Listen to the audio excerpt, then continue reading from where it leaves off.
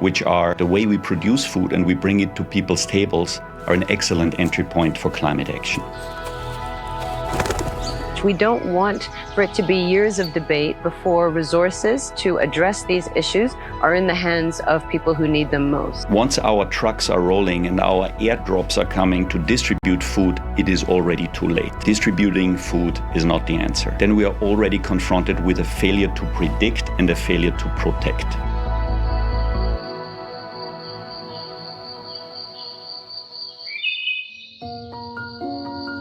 Have you ever asked yourself, how does climate change actually affect me?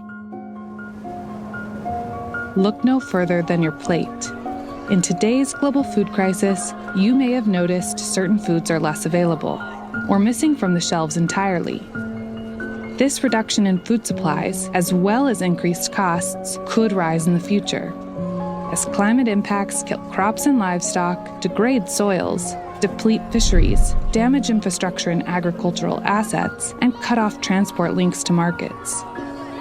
For some, it's not a matter of making a different food choice at the supermarket. Instead, it can mean missing a meal entirely, day after day after day. Finding our way out of the climate crisis is the challenge of our time. We know how to fix it. We know why it matters. We believe everyone deserves to feel secure in having a full plate to eat, day after day after day.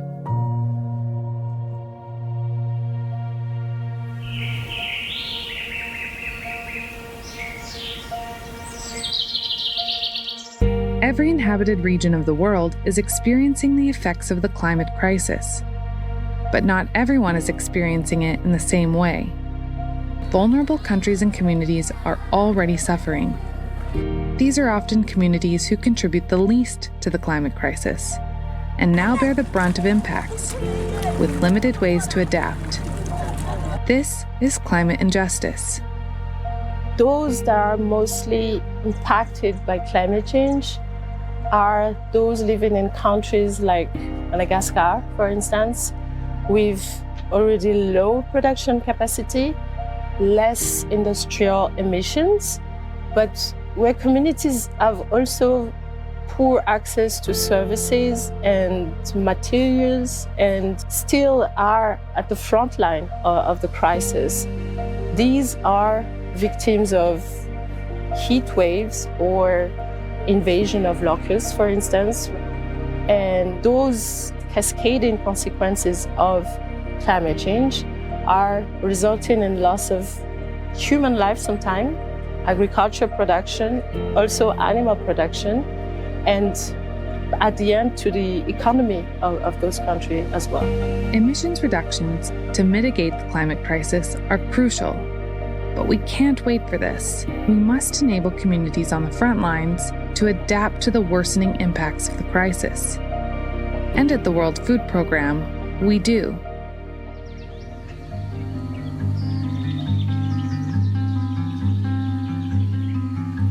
Anticipatory action is one way of supporting people before shocks occur. Funding and implementing preventative measures before a disaster occurs has proven to be life-changing. One of the most promising innovations we've seen is anticipatory action. With the technological advances and the reliability of weather forecasts nowadays, we know with really reliable frequency when a shock is going to hit and who are the people who are going to be most likely affected and how is this going to hurt their livelihoods, what kind of losses might they incur. So with this information and with this reliable forecast, we're often able to pre-identify resources and agree upon how they would be used should the shock hit as is forecasted.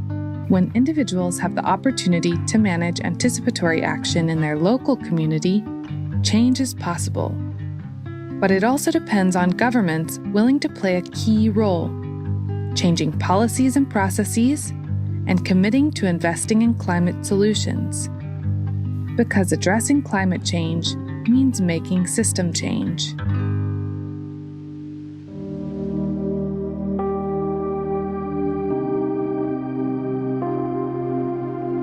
smallholder farmers across the world are highly vulnerable to climate-related risks, such as droughts or floods and storms. With very limited access to the risk financing tools and services that can provide protection from resulting financial losses. This locks many farmers into a vicious cycle of poverty and food insecurity, as recovery from increasingly recurrent and cascading losses becomes close to impossible.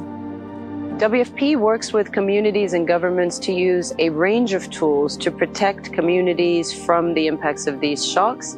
Some of these might be instruments such as microinsurance that WFP aggregates and pays the premium for on behalf of farmers. It might be anticipatory action that will allow WFP and others to respond much faster in a much more targeted way. Right now, the activities required to produce, process, and transport food to our tables are neither equitable nor sustainable. The strength of our food systems is further tested in the face of climate impacts. Protection against such risks can help in the short and long term. WFP's Food Assistance for Assets initiative addresses immediate food needs through cash, vouchers, or food transfers, while at the same time it promotes the building or rehabilitation of assets that will improve long-term food security and resilience.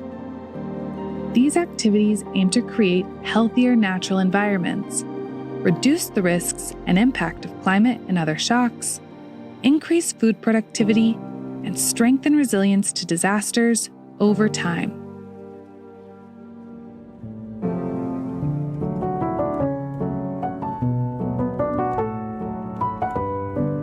The climate might be changing, but so are we.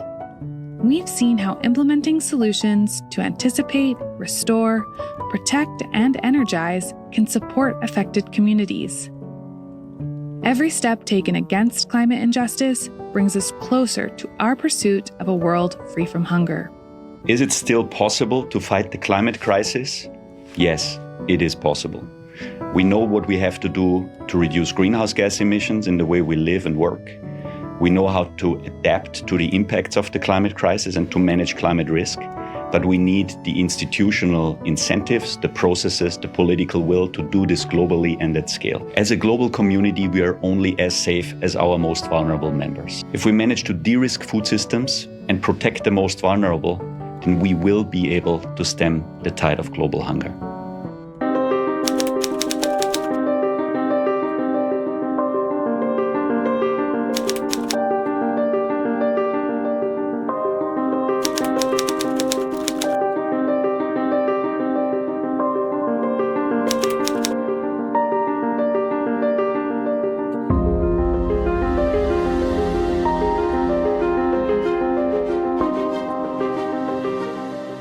makore apfuura taimbowana choviri nekuti mvura yainaya segore neri hakuna chatakabata tiri kutoshupika tiri kutochema nenzara. Chengetedza zviwanikwa inhaka yeupenyu muwadhi 8 michero yedu tichengete. Chengetedza zviwanikwa inhaka yeupenyu. We are here in Katakura, Ward 8 in Rushinga in this month of October to ensure that we support the most vulnerable communities. So what you see today is a collaboration and a partnership between the government of Zimbabwe, the World Food Programme in Zimbabwe, and the National University of Science and Technology in Zimbabwe.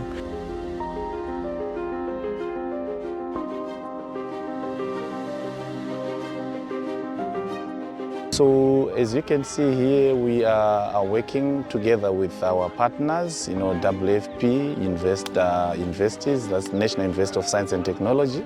We are collaborating in trying to restore the ecosystem and in trying to do regenerative agriculture. As you can see, you have the conservation agriculture just behind me. You can see there are some pits where farmers will be doing conservation agriculture and trying to conserve the soil and the moisture.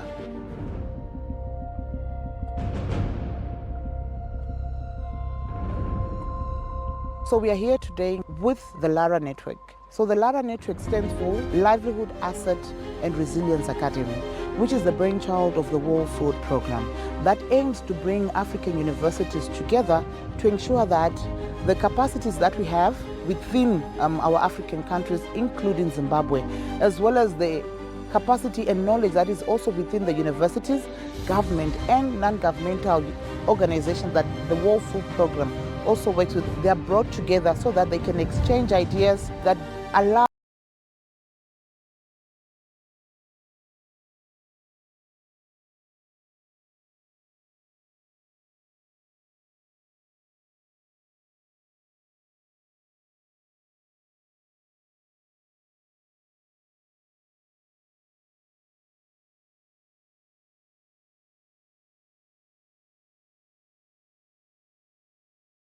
us to be able to support the most vulnerable communities in the rural areas to ensure that we build their capacities and eventually their resilience. This site have multifaceted problem like land degradation, problem of climate change, water crisis and food insecurity. At the same time, they also have plenty of resource and opportunity like local knowledge, skills, local materials, labor, and amazing landscape.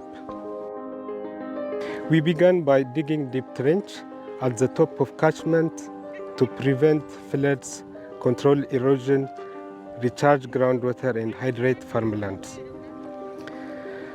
Micro water harvesting systems were also set up to support trees, provide shades, and improve vegetable garden around those microstructures. We also introduced improved toilet systems and reused grey water to irrigate crops. We also created spongy plots to retain rainwater and improve soil health, repurposing grey water from dishwashing and laundry. Composting was also promoted to boost soil fertility and food production. We also employed half-moon structures to restore grasslands and promote natural regeneration. On farmlands, we also introduced various flood control and water harvesting interventions. To tackle water crisis, we also built a sand dam and weir dam to restore water and also to address water issues and support the local ecosystem. So the whole thrust of this is to make sure that we improve food security, we restore our ecosystems, especially in the face of climate change. I look forward to seeing this project maximized at a large scale and each homestead take up the initiatives to make sure that we conserve our watersheds and our catchment. By doing so, we'll ensure that we build resilience in our communities. Ndaifunga kuti kumazera edu ano echidiki tichiri vanhu vachiri kugona kushandira mhuri sezvo tadzidza kuchengetedza zviwanikwa zvedu zvatiinazvo kuno zvichatibatsira kuti tidzidzise vana vedu kuti vasaparadze zviwanikwa zvedu vazogonawo kuchengetedzawo vachiudzawo vana vavo zvichiramba zvichienda zvakadaro noruzivo rwakadaro. You find that because a participatory process was actually done prior to the start of these activities, we have community ownership that they'll be able to replicate as well as cascade, not just within their own villages, but also throughout the whole of Rushinga. And we are hoping throughout the whole countries of Zimbabwe.